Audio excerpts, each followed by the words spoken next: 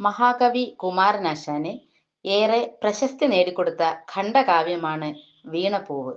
ഒരു പൂവിന്റെ ജീവിതത്തിലെ അതിസൂക്ഷ്മ ഘട്ടങ്ങളെ മനുഷ്യജീവിതവുമായി ബന്ധിപ്പിച്ച് അദ്ദേഹം ഹൃദയസ്പർശിയായി ചിത്രീകരിച്ചിരിക്കുന്നു.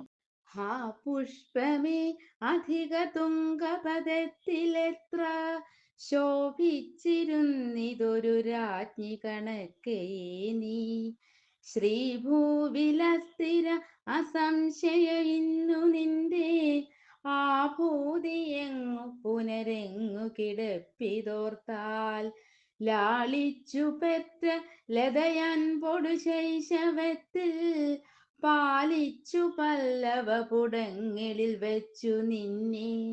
ആലോലവായു ചെറുതൊട്ടിലും ആട്ടി താരാട്ട് ആലാപമാർന്നു മലരെ ദലമർമരങ്ങൾ. പാലത്തെഴും പുതുനിലാവിൽ അലങ്കുളിച്ചും ബാലാതപത്തിൽ വിളയാടിയും ആടലെന്നെ. നീലീല പൂണ്ടിളയ മൊട്ടുകളോടു ചേർന്നു ബാലത്വം അങ്ങനെ കഴിച്ചിതു നാളിൽ നാളിൽ.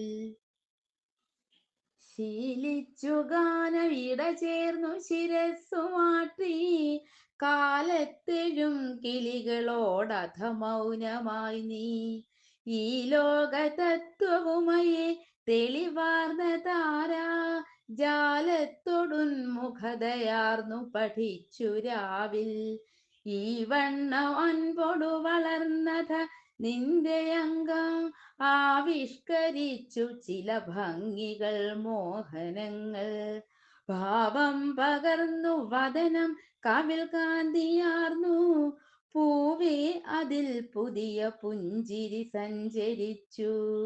ആരോമലാം അഴകു ശുദ്ധി മൃദുത്വമാപ സാരല്യം എന്ന സുകുമാര ഗുണത്തിനെല്ലാം പാരിങ്കലേതുപമ ആ മൃദുമെയ്യിൽ നവ്യ താരുണ്യമേന്തിയൊരു നിന്നില കാണണം താൻ.